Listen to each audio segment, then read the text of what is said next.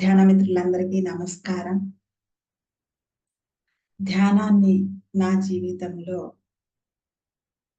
అడుగడుగునా నింపినటువంటి మరి అందరి జీవితాలలోనూ నింపేటటువంటి మహాభాగ్యాన్ని నాకు ప్రసాదించినటువంటి ఆది గురువు బ్రహ్మర్షి పత్రిజీకి నమస్కారం. ప్రత్యేకించి వరలక్ష్మి మేడం లాంటి సహచరిని నాకు ఇచ్చినందుకు గాను ఎంతో కృతజ్ఞతలు పత్రిజీకి.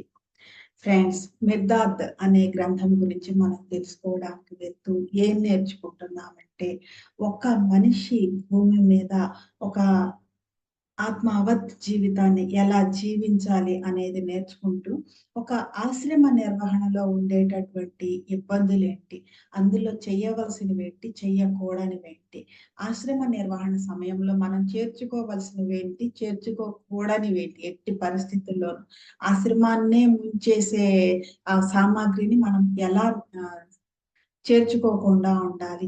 తర్వాత ఆశ్రమ నిర్వహణలో మనం నిషేధించబడే పదాలు ఏంటి, ఏ పదాలని మనం ఎప్పటికీ వాడకూడదు, మరి అందరినీ కూడా నడిపించడంలో మనం ఎంత మెలకువగా ఉండాలి అనేది ఇవన్నీ కూడా ఈ గ్రంథం మనకి స్పష్టంగా తెలియజేస్తుంది ఫ్రెండ్స్.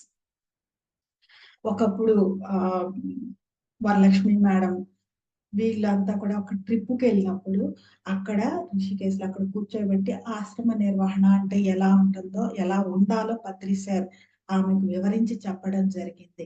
ఓహ్! ఇంత ఉంటుందా అని చెప్పేసి ఆవిడ అనుకున్నారు. అప్పటికి మనకి ఇంకా ఆశ్రమాలు లేవు ఎక్కడా కూడా.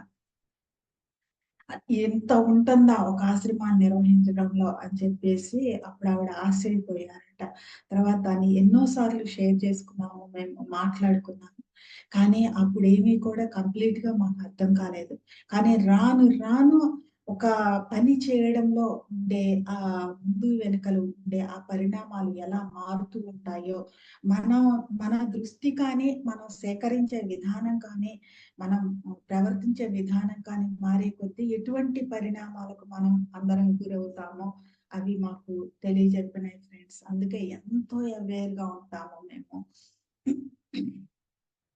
పత్రి సార్ ఇది అందరికి ఇచ్చేయండి అంటే ఇచ్చేస్తాం, ముందుంటాము.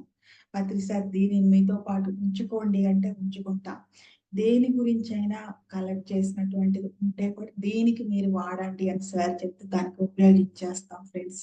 సార్ ఏది చెప్తే అది ఎందుకు చేస్తున్నాము అంటే, పత్రి సార్ ఆశ్రమ నిర్వహణలో ఉన్నటువంటి ఆ మెళకువలన్నీ కూడా స్పష్టంగా తెలిసిన వాళ్ళు కాబట్టి ఆయన చెప్పేది మేము తీసుకోవడం జరుగుతుంది ఫ్రెండ్స్ కంప్లీట్ గా. ఇప్పుడు మనం గ్రంథంలోకి నెక్స్ట్ ఎపిసోడ్ లోకి వెళ్దాం ఫ్రెండ్స్. లాస్ట్ ఎపిసోడ్ లో ఆయన ఏమడిగారంటే, లాస్ట్ లో ఎవరు బెన్ను ఏమడిగాడంటే, తీర్పునిచ్చే తీర్పు దినం కోసం మమ్మల్ని సిద్ధంగా ఉండమంటావా అని అడిగారు.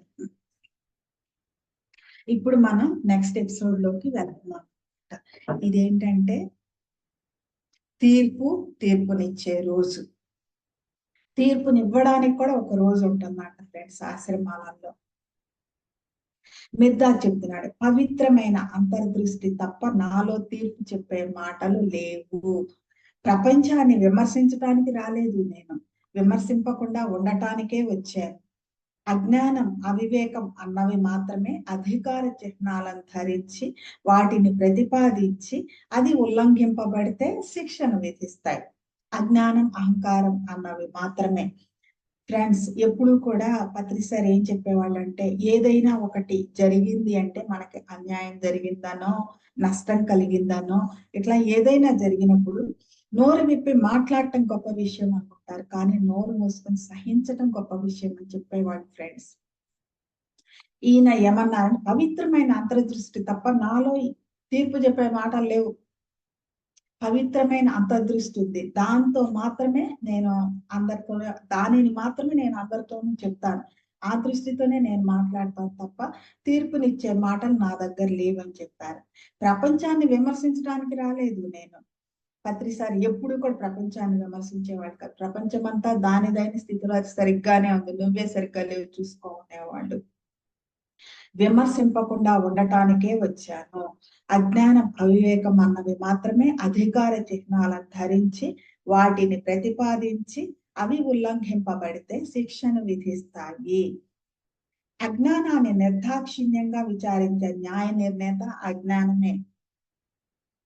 మనిషి గురించి ఆలోచించడం అజ్ఞానంతో తనని తాను రెండుగా చీల్చుకుని మృత్యువుని చీలిన తన ప్రపంచాన్ని తయారు చేసిన అన్నింటినీ అతడు ఆహ్వానించలేదా? అజ్ఞానాన్ని నిర్దాక్షిణ్యంగా విచారించే న్యాయ నిర్ణేత అజ్ఞానమే. అది అజ్ఞానం అని ఎలా చెప్తున్నావు నువ్వు? నీలో అజ్ఞానం ఉంది కాబట్టి చెప్తున్నావు. నీలోనే జ్ఞానం ఉందనుకో, అక్కడున్న జ్ఞానాన్ని చూస్తావే తప్ప అజ్ఞానాన్ని నువ్వు చూడవు కదా. చూడనప్పుడు దాని గురించి నువ్వు ఎలా మాట్లాడతావు? మాట్లాడలేవు కదా. మనిషి గురించి ఆలోచించడం అజ్ఞానంతో తనని తాను రెండుగా అజ్ఞానం తనని చీల్చుకున్నాడు రెండుగా. మృత్యువుని చీలిన ప్రపంచాన్ని తనను తాను రెండుగా చీల్చుకున్నాడు. నువ్వు నేను ప్రపంచం అనేసి, నీది నాది ఇట్లా రెండుగా చీల్చుకున్నాడు. మృత్యువుని చీలిన తన ప్రపంచాన్ని, తన ప్రపంచమంతా ఒక్కటే కానీ తను చీల్చేశాడు. నీ ప్రపంచం నా ప్రపంచం అని చెప్పేసి తయారు చేసిన అన్నింటినీ అతను ఆహ్వానించలేదా? ఈ మృత్యువు చీలిన ప్రపంచం ఏదైతే తయారు చేసిన అన్నింటినీ కూడా నువ్వు అజ్ఞానంతో ఆహ్వానించావు కదా. దేవుడు మనిషి వేరువేరుగా లేరని నేను చెప్తున్నాను. దైవత్వం ఉన్న మనిషి లేదా మానవత్వం ఉన్న దేవుడు ఉన్నాడు. దేవుడు మనిషి వేరువేరుగా లేరు ఫ్రెండ్స్. దైవత్వం ఉన్న మనిషి లేదా మానవత్వం ఉన్న దేవుడు ఉన్నాడు. అది ఒకటే ఉంది. ఎన్ని విధాల హెచ్చించినా విభజించినా అది ఎప్పటికీ ఒక్కటే. దేవుడి శాశ్వతమైన న్యాయం, దేవుడి ఏకత్వం. అది శాశ్వతంగా ఉంటుంది, అనంతంగా ఉంటుంది. అశాశ్వతంగా టెంపరీగా ఉండదు మా ఫ్రెండ్స్. ఆ న్యాయం ఎప్పుడు కూడా అది తనకి తాను విధించుకున్న న్యాయం.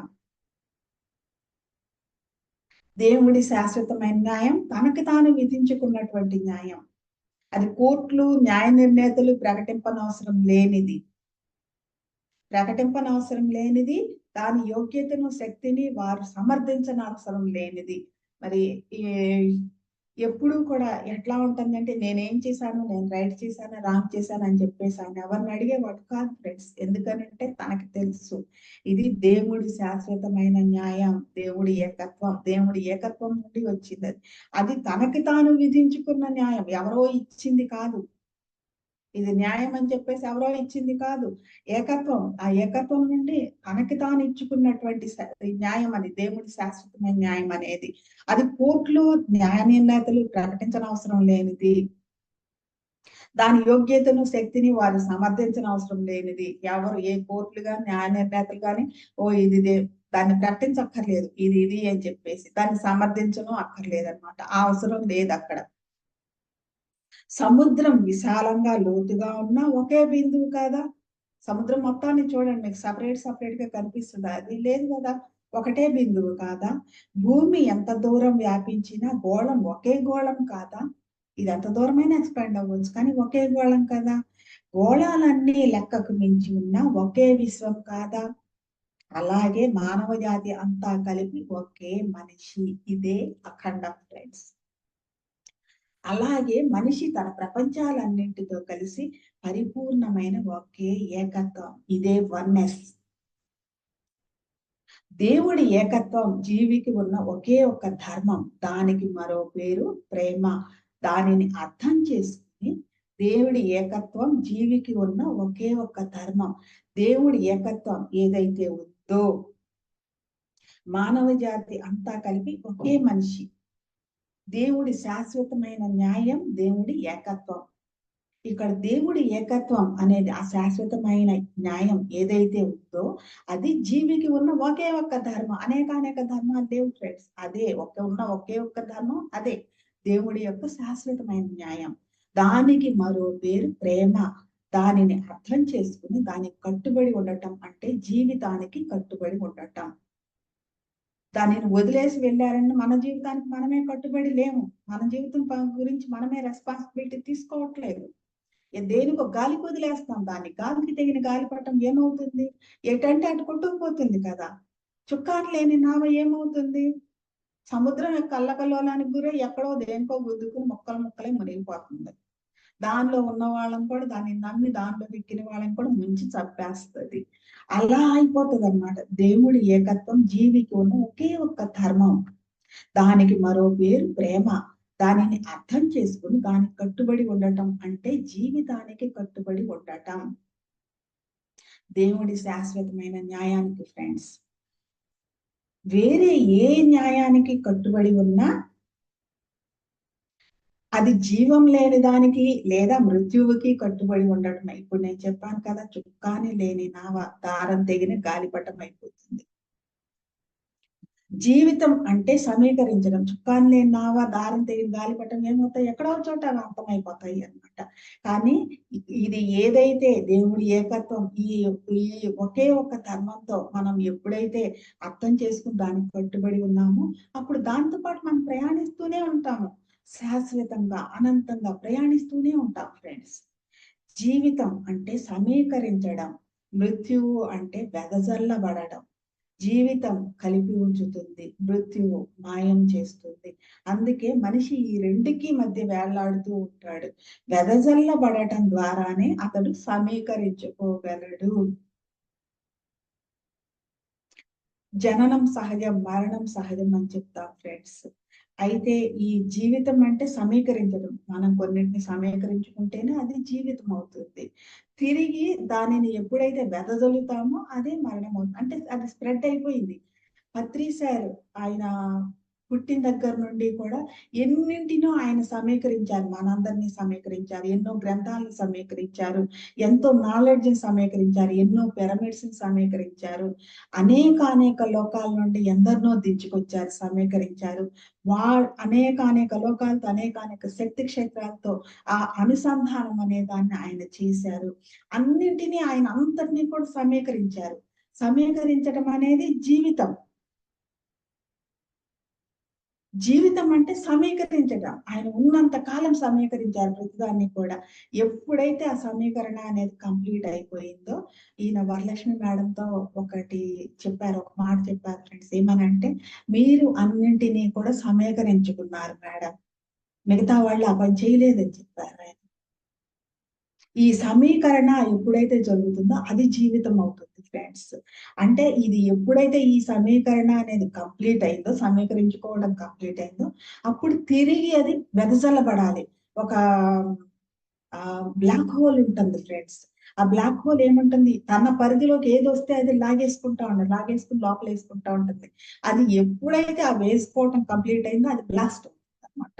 దాని ఐడెంటిటీ పోతుంది, అది ఎస్టాబ్లిష్ అయిపోతుంది మొత్తం కూడా.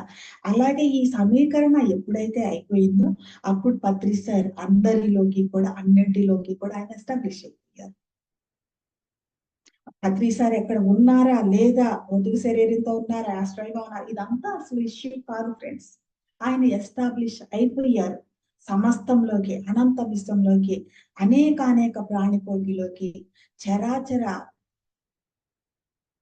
అన్నింటిలోకి, చరాచర విశ్వంలోకి అన్నింటిలోకి కూడా ఆయన ఎస్టాబ్లిష్ అయిపోయారు. మృత్యువు అంటే వెదజల్లబడటం, జీవితం కలిపి ఉంచుతుంది, మృత్యువు మాయం చేస్తుంది. అందుకే మనిషి ఈ రెండుకి మధ్య వేలాడుతూ ఉంటాడు. జీవితానికి మృత్యువుకి మధ్యలో వేలాడుతూ ఉంటాడు. ఇటు సైడు అటు సైడు కాకుండా, ఇటు సమీకరించుకోడు, అటు వెదజల్లేదాకాను వెళ్ళడనమాట. జీవితం అనేది ఆయన సమీకరించుకునేది అని చెప్పేసి అర్థం కావాలి కదా. వెదజల్లబడటం ద్వారానే అతడు తిరిగి సమీకరించుకోగలడు. తను సమీకరించుకున్న దాన్ని ఎక్కడెక్కడైతే మన చేతిలో ఇప్పుడు విత్తనాలు ఉన్నాయి. విత్తనాలు ఉంటే పొలంలో మనం చిమ్మామనుకోండి, వెదజల్లామనుకోండి, అది మొలకలు వచ్చి పంట వచ్చిన తర్వాత మళ్ళీ ఆ పంటను మనం సమీకరించుకుంటాం అనమాట. వెదజల్లబడటం ద్వారానే అతడు సమీకరించుకోగలడు.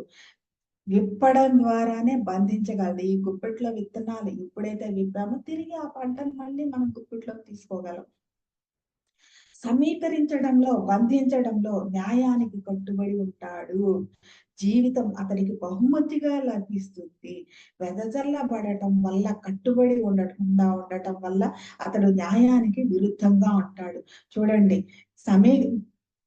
సమీకరించడంలో, బంధించడంలో న్యాయానికి కట్టుబడి ఉంటాడు. ఇక్కడ ఏదైతే దేవుడి న్యాయం, శాశ్వతమైన న్యాయం ఉందో ఆ శాశ్వతమైన న్యాయానికి కట్టుబడి ఉంటాడనమాట ఇతను. అప్పుడేమవుతుంది, జీవితం అతడికి ఒక బహుమతిగా మారుతుంది. ఇలా మనకి జీవితం ఒక బహుమతిగా మనకు అందించిన వాళ్ళే ఆదిగురువు పత్రిజీ ఫ్రెండ్స్. మనం దేనిని వెదజల్లాలి, తిరిగి దానిని ఎలా సమీకరించుకోవాలి. ఆ పంట మనదే ఫ్రెండ్స్, తిరిగి సమీకరించుకోవాల్సిన బాధ్యత కూడా మనదే. తిరిగి మళ్ళీ దాన్ని వెదజల్లవలసిన బాధ్యత కూడా మనదే అన్నమాట. ఎంత మహాభాగ్యమో కదా, మనకి జీవిత బహుమతిగా లభించింది ఫ్రెండ్స్ ఆది గురువు పత్రిజీ దయ వల్ల. వెదజల్లబడటం వల్ల, కట్టుబడి ఉండకుండా ఉండటం వల్ల అతడు న్యాయానికి విరుద్ధంగా ఉంటాడు. అప్పుడు మృత్యువు అతనికి లభించే చేదు బహుమతి అవుతుంది ఫ్రెండ్స్. జీవితం అతనికి బహుమతిగా లభించడం మానేసి మృత్యువు అతనికి లభించే చేదు బహుమతి అవుతుంది ఫ్రెండ్స్. ఏం కూడగట్టుకుని వెళ్తున్నాడు? ఏమీ లేదు కదా, ఎందుకంటే దేవుని న్యాయం కట్టుబడి లేడు అతను. మీరే దోషులని నిర్ణయించుకున్న మీరు మీలాగే దోషులు అని భావిస్తున్న వారిపై తీర్పు ఇవ్వడానికి కోరుకుంటారు. మీకు మీరే దోషులని నిర్ణయించుకుంటారు. మీలాగే దోషులని భావిస్తున్న వారిని అందరికీ కూడా జడ్జి చేస్తా ఉంటారనమాట. దానికి రెడీ అయిపోతారు. న్యాయ నిర్ణేతలు వారి తీర్పులు ఎంత భయంకరం. అందుకే పత్రిసారి ఎప్పుడు చెప్తారు friends, no comment, no complaint, no judgements అని చెప్పేసి.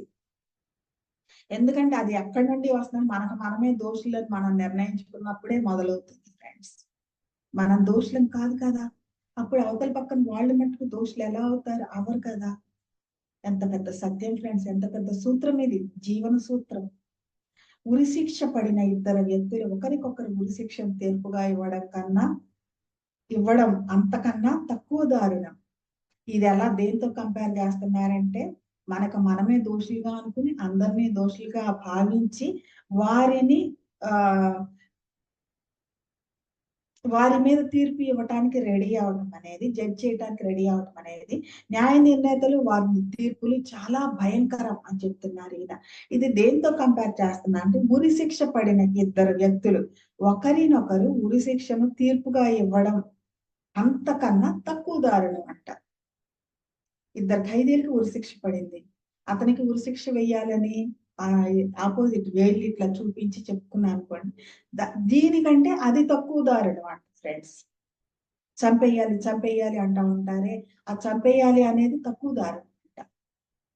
ఒకే కాడి క్రింద ఉన్న రెండు ఎద్దులు నిన్ను నేను కాడికి కడతాను అని ఒకదానితో ఒకటి అనుకోవటం తక్కువ హాస్యాస్పదం.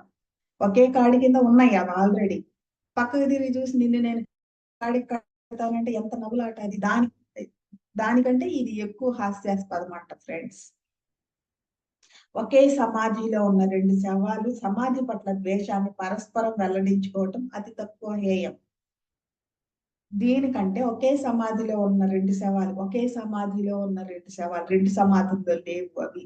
రెండు శవాలు సమాధి పట్ల ద్వేషాన్ని పరస్పరం వెల్లడించుకోవడం, ఈ సమాధి అంటే నాకు ఇష్టం లేదు, ఇది చెండాలం, ఇది ఇట్లా అది అట్లా అని చెప్పేసి వెల్లడించుకోవటం దీనికంటే తక్కువ హేయం, అతి తక్కువ హేయం అంట ఫ్రెండ్స్. హేయం అంటే అసహించుకునేదని అర్థం. ఇద్దరు పుట్టుగుడ్డి వాళ్ళు ఒకరి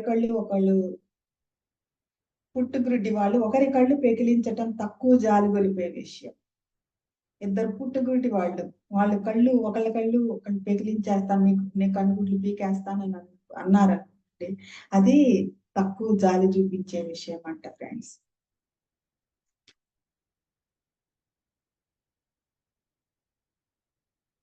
ఇద్దరు పుట్టుగురుటి వాళ్ళు ఒకరి కళ్ళు పెకిలించడం తక్కువ జాలి గడిపే విషయం. వాళ్ళకేం కనపట్టలేదు అక్కడ, వీళ్ళ కళ్ళు లేవు కాబట్టి తడిమి చూశారు, అక్కడ కళ్ళు కనపడి వాళ్ళు పీకేయడానికి సిద్ధమయ్యారనుకోండి.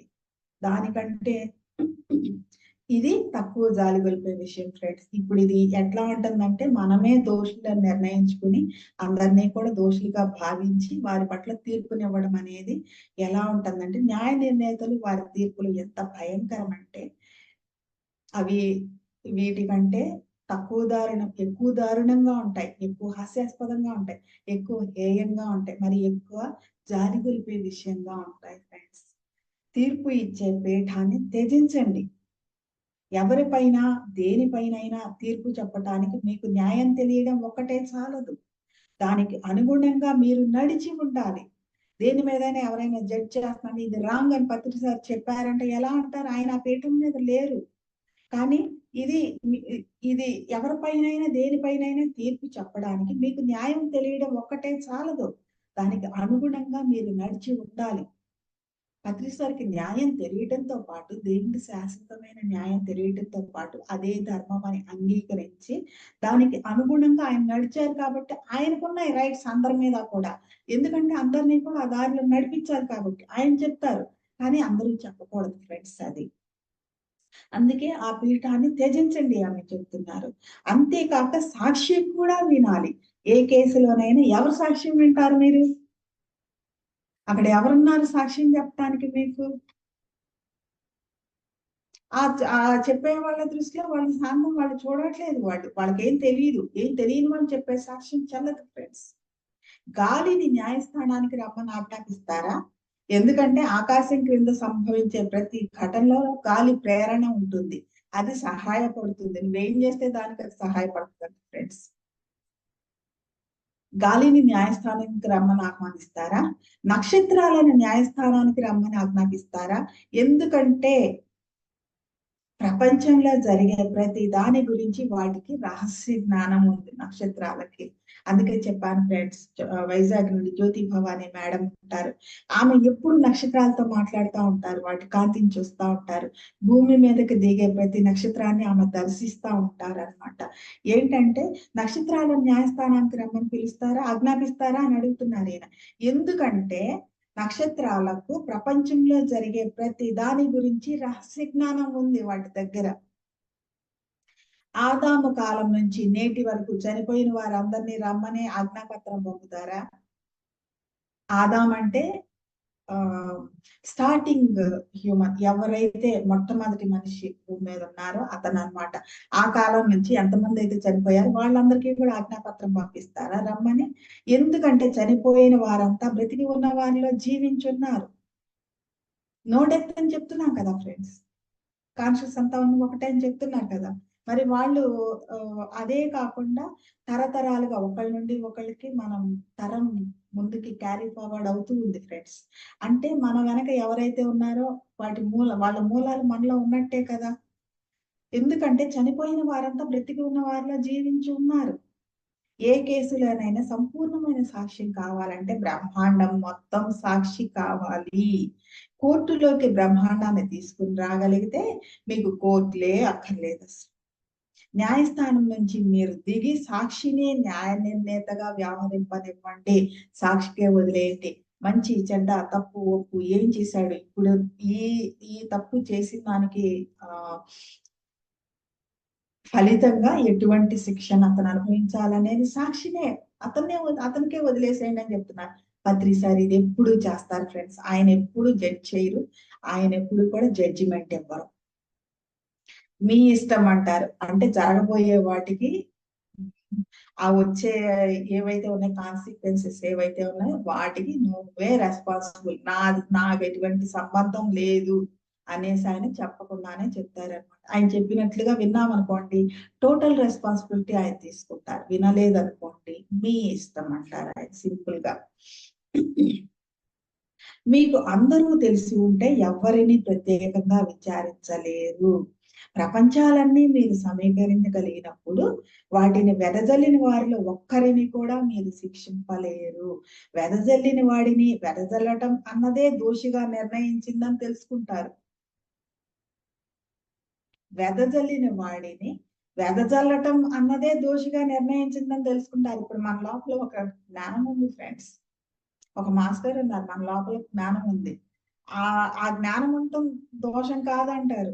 ఈ ఇదైతే ఈ ఏదైతే ఉందో దానిని మనం స్ప్రెడ్ చేసామనుకోండి, ఈ ఎందుకు బయటికి చెప్పాలి అని అడుగుతారు ఎవరైనా కానీ. నీ లోపల ఉంటే ఓకే, నీ లోపలే ఉంచుకో, ఎందుకు చెప్పావు అందరితోనూ అని చెప్పేసి చెప్తా ఉంటారు. వెదజల్లిన వాడిని వెదజల్లటం అన్నదే దోషిగా నిర్ణయించిందని తెలుసుకుంటారు. తనని తానే శిక్షించుకున్న వాడిని శిక్షించే కన్నా ఆ శిక్షలను తొలగించడానికి మీరు ప్రయత్నించండి. తనకు తాను విధించుకున్న బరువులతో మొయ్యలేనంత బరువు మోస్తున్నాడు మనిషి. అతడి దారి చాలా వంకరగా ఎగుడు దిగుడుగా ఉంది. తీర్పు చెప్పిన వాడికి, తీర్పు ఇవ్వబడిన వాడికి తీర్పు ఇంకొక బరువు. తీర్పు ద్వారా నువ్వేదో సాధించేశాను అనుకుంటావు, ఇచ్చిన వాడు పుచ్చుకున్న వాడే ఏదో సాధించేశాను అనుకుంటారు ఫ్రెండ్స్. ఇద్దరికి కూడా ఇది ఇంకొక బరువు. మీ బరువు తక్కువగా ఉండాలంటే ఎవరి పట్ల తీర్పు ఇవ్వకండి. బరువులు వాటికి అవే మాయం కావాలనుకుంటే దివ్య ప్రబోధంలో మునిగిపోండి. అబ్బాబ్బా, మీ దారి సుగమంగా ఉండాలని మీరు అనుకుంటే అవగాహనని మీ అడుగులను నిర్దేశించనీయండి. ఈ దివ్య అవగాహన, దివ్య ప్రబోధంలో మునిగిపోండి.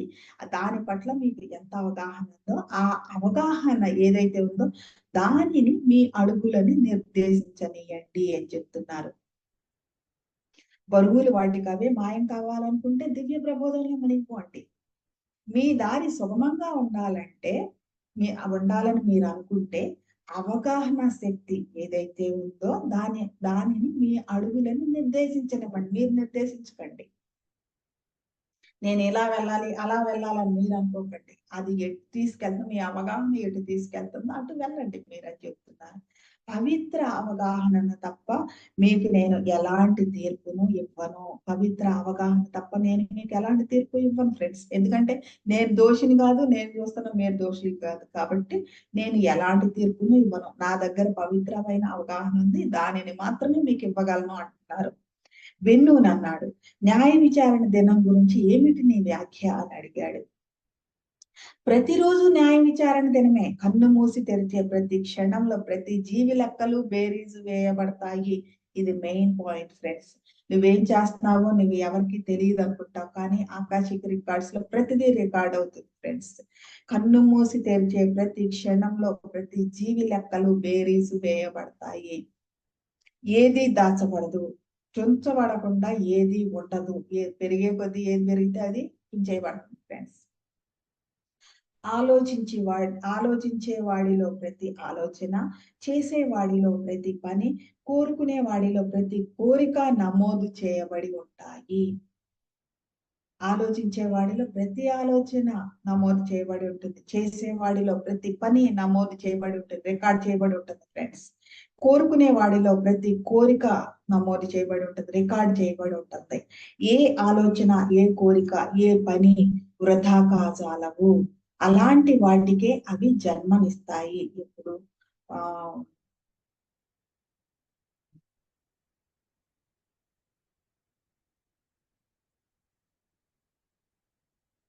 దేవుడి న్యాయం ప్రకారం ఉన్నది ఈ జీవితంలోకి దానికి విరుద్ధంగా ఉన్నది అన్ని మృత్యువులోకి సమీకరించబడతాయి, ఒక ఎండింగ్ కి సమీకరించబడతాయి.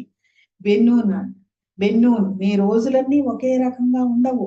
కొన్ని నిర్మలంగా, సంక్షోభరహితంగా, ఎలాంటి ఇబ్బందులు లేకుండా ఉంటాయి. ధర్మంగా బ్రతికిన ఘడియల ఫలం అది. కొన్ని రోజులు మేఘావృతమై కష్టభూయిష్టంగా ఉంటాయి. జీవితంలో సగం మేల్కొని మృత్యువులో సగం నిద్రపోయిన ఘడియల ఫలం అది.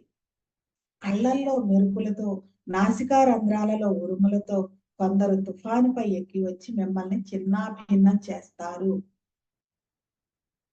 పై నుండి కొడతారు, క్రింద నుండి కొరడా ఝళిపిస్తారు, కుడి ఎడమలకు కుదుపుతారు, నేలపై పడవేస్తారు, మిమ్మల్ని మట్టి కరిచేలా చేసి అసలు పుట్టకుండా ఉంటే బాగుండేది అని మీరు అనుకునేలా చేస్తారు. కావాలని ధర్మ విరుద్ధంగా గడిపిన ఘడియల ఫలమే ఆ రోజులు అని చెప్తున్నారు ఆయన.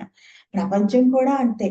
ఆకాశానికి అడ్డంగా ఉన్న నీడలో ప్రళయాన్ని తెచ్చిన వాటికంటే తక్కువ అరిష్ట సూచకం కావు. ప్రపంచం కూడా అంతే. ఆకాశానికి అడ్డంగా ఉన్న నీడలో ప్రళయాన్ని తెచ్చిన వాటి కంటే తక్కువ అరిష్ట సూచకం కావు.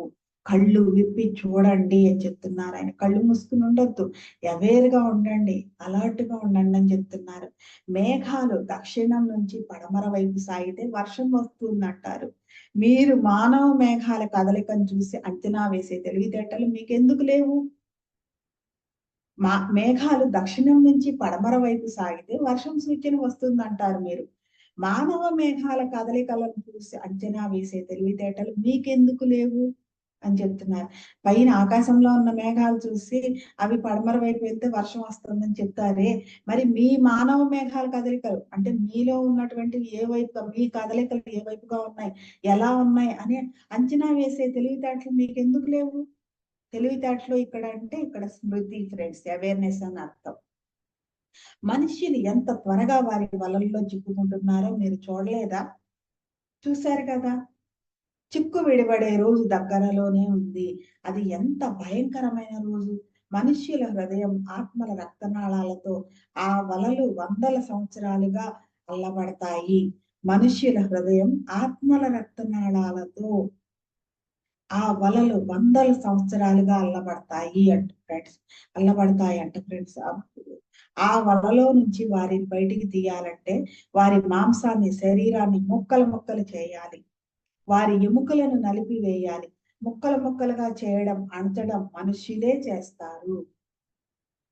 మూతలు పైకి ఎత్తబడినప్పుడు అవి తప్పక ఎత్తబడతాయి. కొండలలో ఏముందో బయటపడినప్పుడు అవి తప్పక బయటపడతాయి. ఇవన్నీ కూడా బయటపడతాయి. దేంతో అల్లబడి ఉన్నాయి, దేంట్లో చుట్టబడి ఉన్నాయి, ఇవన్నీ కూడా బయటపడతాయి ఫ్రెండ్స్. మనుష్యులు వారి సిగ్గును ఎక్కడ దాచుకుంటారు? ఇవన్నీ బయటకు వచ్చినప్పుడు వారి సిగ్గును ఎక్కడ దాచుకుంటారు? వారు ఎక్కడికి పారిపోతారు? అంతా వారి ముందు వారే ఓపెన్ అయిపోయారు. అప్పుడు ఎక్కడికి ఎక్కడ దాచుకున్న మొహం ఎక్కడ పెట్టుకుంటారు? ఎక్కడికి పారిపోతారు? చిక్కు విడిపడే రోజు దగ్గరలోనే ఉంది. అది ఎంత భయంకరం అంటే నువ్వు ఎన్ని చిక్కుల్లో ఉన్నావో ఆ చిక్కు ఓపెన్ అయ్యే రోజు, నీకే కనిపించే రోజు దగ్గరలోనే ఉంది. అది ఎంత భయంకరమైన రోజో తెలుసా? మనుష్యుల హృదయం ఆత్మల రక్తనాళాలతో ఆ వలలు వందల సంవత్సరాలుగా అల్లబడతాయి. ఎందుకంటే మన ముందు తరాల వాళ్ళు కూడా ఈ తెలిసి తెలియని తనంతో ఏవేవైతే నింపారో అవన్నీ కూడా దీంట్లోకి వచ్చేసినాయి అంట. ఆ వలలో నుంచి వారిని బయటికి తీయాలంటే వారి మాంసాన్ని, శరీరాన్ని ముక్కలు ముక్కలు చేయాలి. ధ్యానంలో కూర్చున్నప్పుడు చాలా మంది చెప్తారు ఫ్రెండ్స్, మాకు అటు ఇటు పడిపోతున్నాము, బాడీ మూవ్ అవుతుంది, ఒళ్ళంతా నొప్పులు వచ్చేస్తుంది, ఒళ్ళంతా బరువుగా అయిపోతుంది, అసలు ఏమైపోతున్నామో తెలియట్లేదు, మంటలు వచ్చేస్తాయి, ఇట్లా చెప్తా ఉంటారు. సరే ఏం చెప్తారంటే అక్కడ ధ్యానానికి కూర్చున్నప్పుడు మీ లోపల అంతా కూడా అది క్లీన్ అవుతుంది, శుద్ధి అవుతుంది. శుద్ధి అవుతున్నప్పుడు ఒక గోడకి పాత సున్నం వీరేసి క్లీన్ చేసి కొత్తగా సున్నం వెయ్యాలి అంటే, కోటింగ్ వెయ్యాలి అంటే ఆ గోడను రుద్దుతున్నప్పుడు గోడకి ఎంత నొప్పి పడుతుందో అని అంటారు ఆయన. అట్లాగే పాతవన్నీ కూడా క్లీన్ చేస్తున్నప్పుడు ఆ నొప్పులన్నీ కూడా మనకి సహజంగా వస్తాయి అన్నమాట. ఆ వలలో నుంచి వారిని బయటికి తీయాలంటే ఇదంతా జరగాలి. వారి మాంసాన్ని, శరీరాన్ని ముక్కలు ముక్కలు చేయాలి. వారి ఎముకలను నలిపివేయాలి. ముక్కలు ముక్కలుగా చేయడం, అణచడం మనుషులే చేస్తారంట ఫ్రెండ్స్. మూతలు పైకి ఎత్తబడినప్పుడు అవి తప్పక ఎత్తబడతాయి. కుండలలో ఏముందో బయటపడినప్పుడు అవి తప్పక ఇవన్నీ బయటపడిపోతాయి. నువ్వు ఏదైతే హైడ్ చేసి ఉంచావో, మూత పెట్టి ఉంచావో ఆ మూతకు తెలుసు కదా. మూత ఓపెన్ అయిపోయింది. మూత ముందు నువ్వంతా ఇదే. ఆ మూత ఏంటి? ఆ ఆకాశంలో ఉన్న నక్షత్రాలు, ఆకాశిక రికార్డ్స్ అవి మూతలు ఫ్రెండ్స్. వాటి ముందు అది ఓపెన్ అయిపోయింది. ఇది మూతలు పైకి ఎత్తబడినప్పుడు అవి తప్పక ఎత్తబడతాయి. కొండలలో ఏముందో బయటపడినప్పుడు అవి తప్పక బయటపడతాయి. మనుష్యులు వారి సిగ్గుని ఎక్కడ దాచుకుంటారు? వారు ఎక్కడికి పారిపోతారు? ఆ రోజు బ్రతికి ఉన్నవారు చనిపోయిన వారి పట్ల అసూయ చెందుతారు. ఎందుకంటే వాడు చచ్చి బతికిపోయాడని చెప్పేసి అసూయ పడతారంట. నేను బతికి చేస్తున్నాను కదా అని చెప్పేసి. చనిపోయిన వారు బ్రతుకున్న వారిని శపిస్తారు. మనుష్యుల మాటలు వారి గొంతుల్లోనే ఇరుక్కుంటాయి. కనురెప్పలపై కాంతి గడ్డకడుతుంది. వారి గుండెల నుంచి తేళ్లు, పాములు బయటకు వస్తాయి. ఈ పాములు, తేళ్లు ఎక్కడి నుంచి వచ్చాయి అని వారు భయంతో అరుస్తారు. తమ గుండెలలోనే వాటిని మించి పెంచామన్న విషయం మర్చిపోయి, ఇది ఎట్లా అంటే ఫ్రెండ్స్, ఆ రోజు బ్రతికి ఉన్నవారు చనిపోయిన వారి పట్ల అసూయ చెందుతారు. చనిపోయిన వారు బ్రతికున్న వారిని శపిస్తారు. మనుష్యుల మాటలు వారి గొంతుల్లోనే ఇరుక్కుంటాయి. అవి ఎక్కడికో పోవు ఫ్రెండ్స్, ఇక్కడే ఉంటాయి. కనురెప్పలపై కాంతి గడ్డకడితే ఏమవుతుంది ఫ్రెండ్స్? చీకటైపోతుంది అదంతా. వారి గుండెల నుంచి తేళ్లు, పాములు బయటకు వస్తాయి ఫ్రెండ్స్. ఒక విధ్వంసకరమైనవి డిజాస్ట్రస్ థాట్స్ వచ్చినా కానీ, డిజాస్ట్రస్ వర్డ్స్ వచ్చినా కానీ, మనం ఆ పనులు చేస్తున్నా కానీ ఎక్కడి నుండి వస్తున్నాయి ఇవన్నీ అని చెప్పేసి, ఇవన్నీ ఎక్కడి నుండి వచ్చినాయి, మన చుట్టూ అవే కనిపిస్తున్నాయి, ఎక్కడి నుండి వచ్చినాయి అవన్నీ అని చెప్పేసి అరుస్తాం ఫ్రెండ్స్. మన చుట్టూ ఇమాజిన్, మన చుట్టూ తేళ్లు పాములు అన్ని వస్తున్నాయి అనుకోండి, బిలబిలబిలమని వస్తున్నాయి అనుకోండి, మనం ఎంత భయపడతాం. ఇవి ఎక్కడి నుండి వస్తున్నాయి అని చూస్తాం. ఎక్కడి నుండి వస్తున్నాయి అని చూస్తే ఇప్పటి వరకు తన గుండెల్లోనే వాటిని ఉంచి పెంచామన్న విషయం మర్చిపోయి మనం భయంతో అరుస్తామంట ఫ్రెండ్స్. మీ కళ్ళు తెరిచి చూడండి. పడుతూ లేస్తూ పురోభివృద్ధి ప్రయత్నిస్తున్న ప్రపంచానికి సంకేత దీపంగా అమర్చిన ఈ ఆర్కులో శుభ్రపరచడానికి వీలు లేనంత మురికి పేరుకుని ఉంది. మీ కళ్ళు తెరిచి చూడండి. ఇందులో ఎంత మురికి ఉందనుకుంటున్నారు?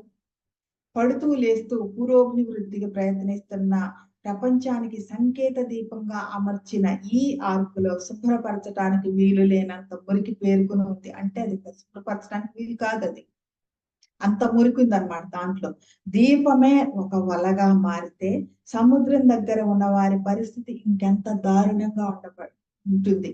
మరి అందరికీ కూడా దారి చూపించాల్సిన దీపమే ఒక వలయంగా మారిపోయింది ఫ్రెండ్స్. అప్పుడు సముద్రం దగ్గర ఉన్న పరిస్థితి ఏంటి? వాళ్ళు ఏంటి వాళ్ళకి దారి ఏది చూపిస్తుంది? వాళ్ళ పరిస్థితి ఇంకెంత దారుణంగా ఉంటుంది ఫ్రెండ్స్. మిర్దాద్ అందుకే పత్రిసారి ఏం చెప్పేవాళ్ళు అంటే, ఎవరికైనా నువ్వేదైనా చెప్పడానికి వెళ్లే ముందు నిన్ను నువ్వు 100 సార్లు చెక్ చేసుకోవాలని చెప్తారు. ఎందుకంటే ఈ క్షణం నేను ఏదైతే మాట్లాడుతున్నానో అది ప్రపంచానికి మార్గదర్శనం అవుతుంది ఫ్రెండ్స్. అది సరిగ్గా వెళ్తే, ప్రాపర్ వేలో వెళ్తే వాళ్ళు ప్రాపర్ వేలో వెళ్తారు. అది వంకరగా వెళ్ళింది అనుకోండి, వాళ్ళు ఆ వంకర దగ్గరే ఉంటారనమాట. ఆ వంకర తీయటం అనేది ఎవరికి సాధ్యం కాదు. దీపమే ఒక వలగా మారితే సముద్రం దగ్గర ఉన్న వారి పరిస్థితి ఇంకెంత దారుణంగా ఉంటుంది. మెర్దాద్ మీకోసం కొత్త ఆర్కును నిర్మిస్తాడు. ఇది పనికిరాదు ఇంకా. ఇది క్లీన్ చేయడానికి వీల్లేనంతగా ఇది అయిపోయింది. అంత మురికుంది దాంట్లో. కాబట్టి అది పనికిరాదు. మెర్దాద్ మీకోసం కొత్త ఆర్కును నిర్మిస్తాడు. ఈ గూడులోనే దానికి పునాది వేసి పైకి లేపుతాడు. వీడు ఏ గుహలో అయితే ఉన్నారో ఆ గూడులోనే దానికి పునాది వేసి పైకి లేపుతాడు. ఈ గూడులో నుంచి ప్రపంచానికి మీరు ఎగురుతారు. గూట్లో నుండి పక్షి ఎగిరిపోయింది అంటారు ఫ్రెండ్స్.